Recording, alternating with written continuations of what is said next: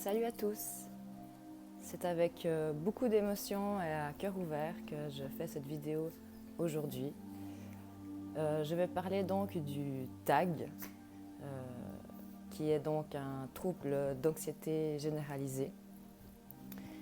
Je commence par vous dire que tout ce que je vais vous expliquer aujourd'hui, c'est ma vérité, aussi ce que j'ai vécu par ma propre expérience. Donc je vais beaucoup parler par rapport à moi, à mon vécu avec ce trouble que j'ai depuis maintenant presque 2 ans. Alors qu'est-ce qu'un TAG? Donc trouble d'anxiété généralisée.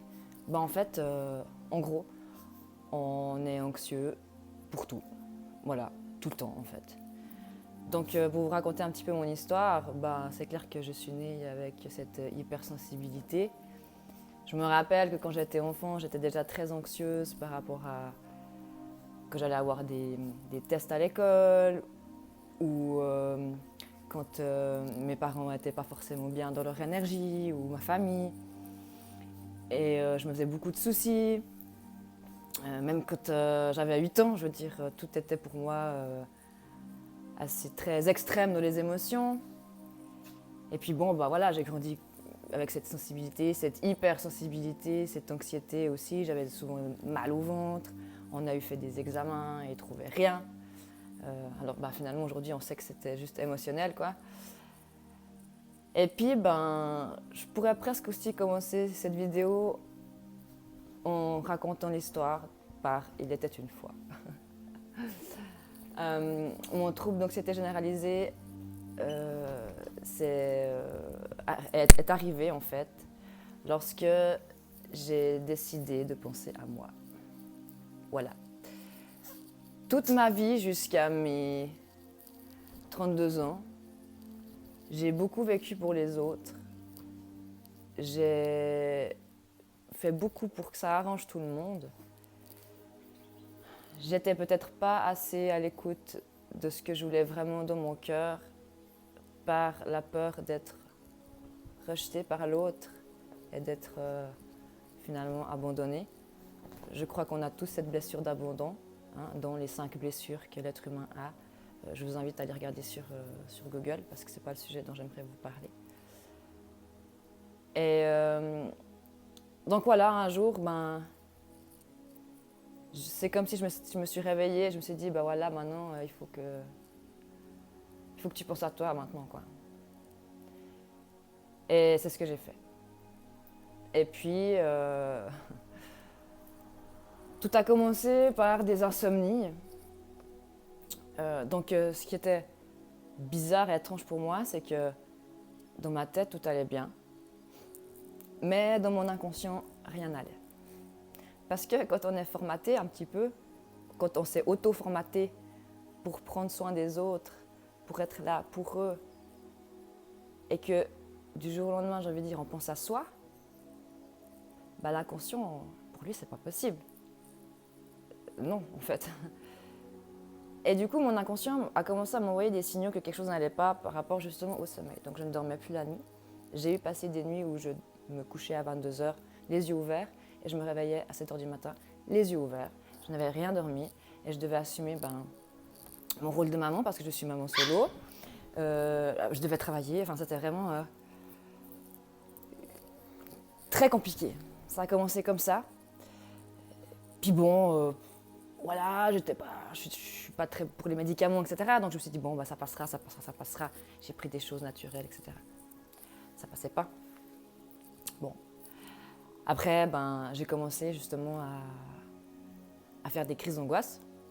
Donc ça, j'en avais déjà eu fait à l'époque. Et puis j'ai tout de suite pu cibler que c'était ça. Voilà, une de temps en temps. Une par semaine, vrai, ça va passer, une par jour, ça va passer. J'ai trop attendu, jusqu'au jour où je ne pouvais plus sortir de chez moi. Parce que j'avais des attaques de panique, ce qui est plus fort que les crises d'angoisse, ce n'est pas la même chose. Je ne pouvais plus sortir de chez moi, donc je ne pouvais plus prendre la voiture. J'ai des enfants, donc je n'arrivais plus à aller à la place de jeu comme ça avec eux. Je n'arrivais plus à écrire des messages, à faire des messages audio. Je n'arrivais plus à regarder la télé. tout m'angoissait, tout me stressait. Et un jour, j'ai pas pu sortir de mon lit. Impossible. C'est clair que quand on l'a jamais vécu, on peut pas comprendre. On peut pas comprendre parce que j'ai eu la chance d'être vraiment entourée de ma famille, mon chéri. Mais les autres personnes, dont le médecin, il me disait mais tout va bien de votre vie. Vous avez un amoureux, des enfants en bonne santé, votre travail ça va bien. Mais pourquoi vous êtes comme ça anxieuse? What? Je te pose la question, c'est toi le médecin? Enfin, je veux dire par là, ou quand on fait une crise de panique, les gens nous disent mais respire, ça va aller, mais tout va bien. Mais c'est pas ça en fait, parce que c'est psychique, c'est psychologique, c'est pas. On se dit pas ah tiens, j'ai envie de me faire une crise d'angoisse aujourd'hui, je sais pas quoi faire. C'est pas ça, ça vient petit à petit et c'est incontrôlable.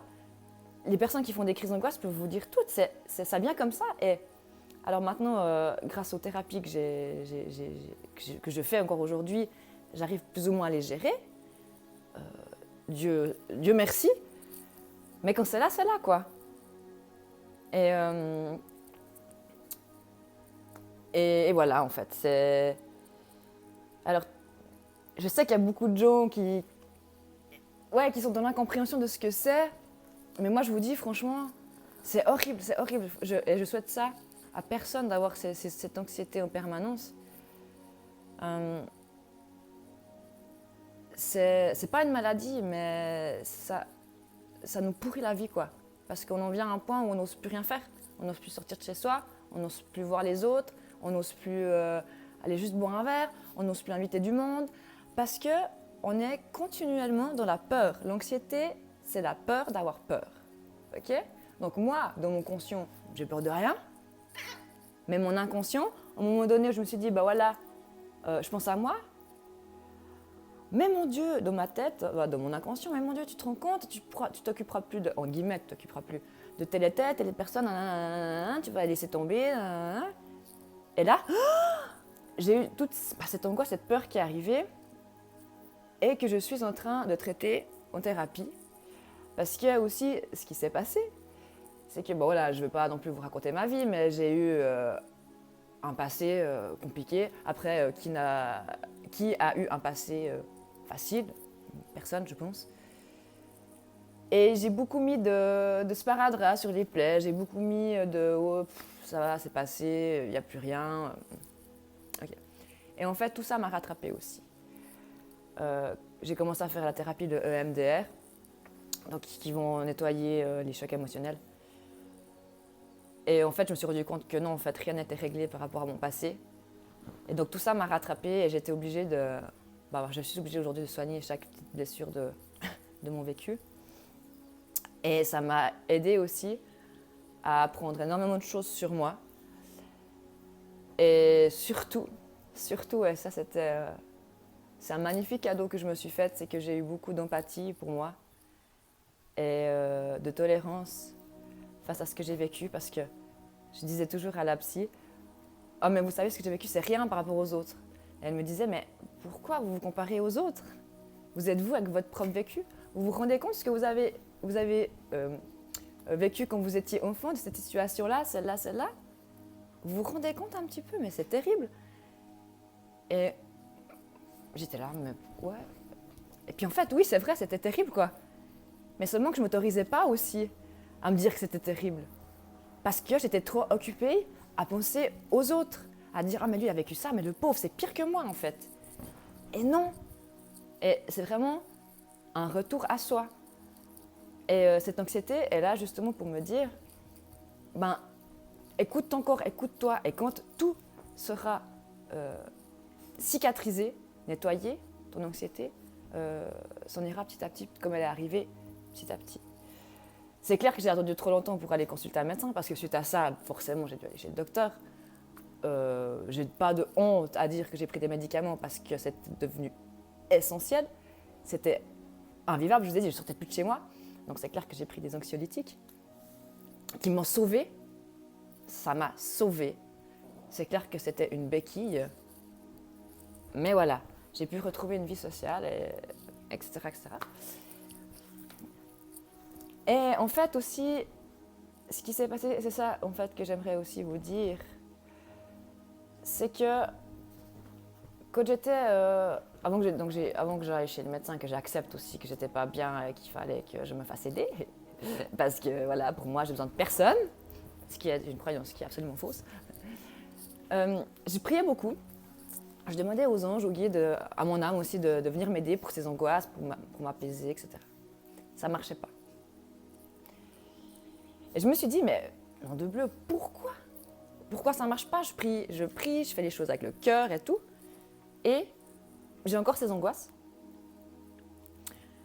Et une fois en méditant, je suis allée à leur rencontre et je leur ai dit, mais je ne comprends pas, je prie pour que j'aille mieux.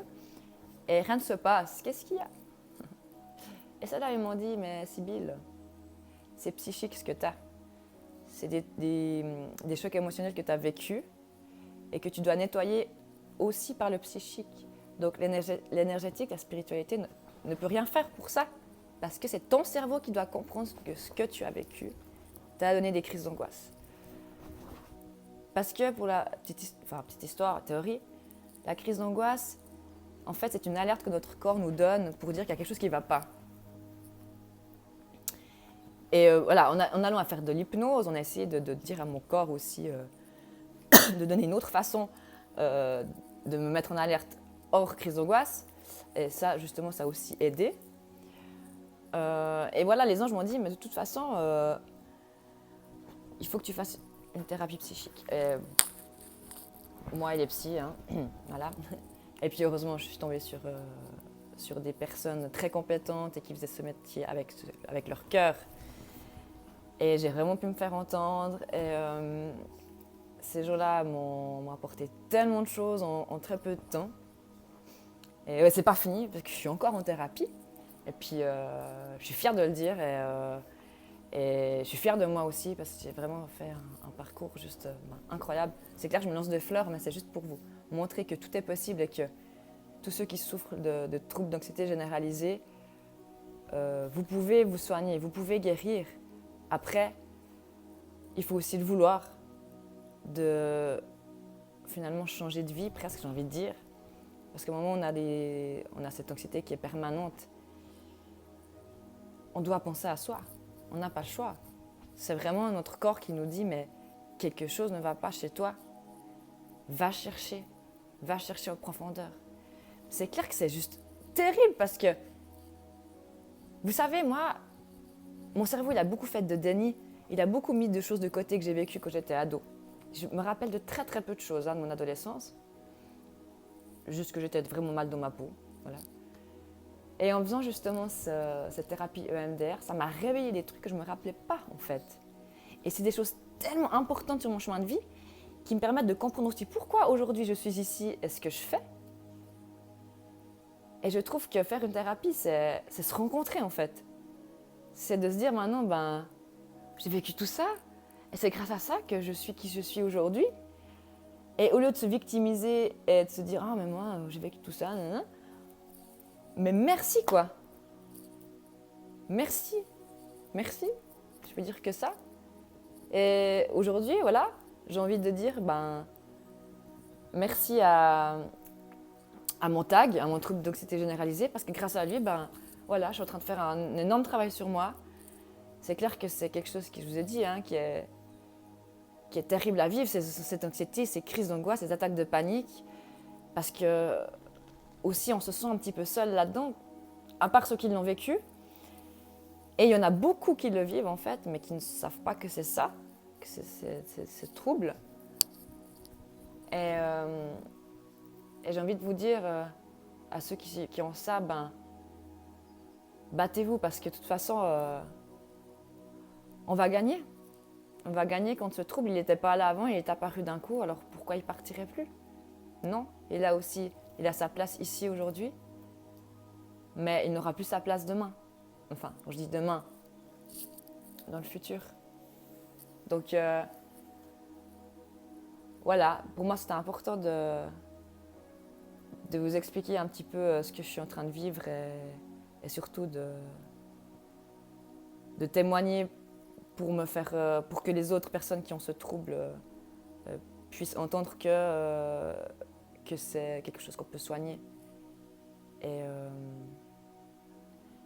voilà, c'est tout. Donc j'espère que cette vidéo vous a plu et que certaines personnes se sont peut-être reconnues. Dans tous les cas, ceux qui ont ce trouble d'anxiété généralisée, c'est volontiers que vous pouvez laisser un commentaire sur la vidéo pour un peu expliquer votre vécu par rapport à ça. Et parce que ça fait du bien en fait d'en parler aux personnes qui ont aussi ce trouble. Et c'est clair que je tiens encore à dire une dernière chose. Quand on est hypersensible, je pense que l'anxiété fait partie de notre vie.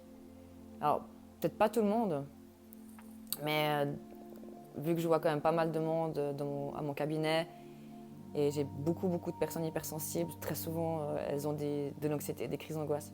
Donc voilà, je pense que ça va ensemble, c'est un pack. Mais l'anxiété est tout à fait, on peut tout à fait la maîtriser, tout comme notre hypersensibilité. Voilà, je vous souhaite une très belle journée. À bientôt.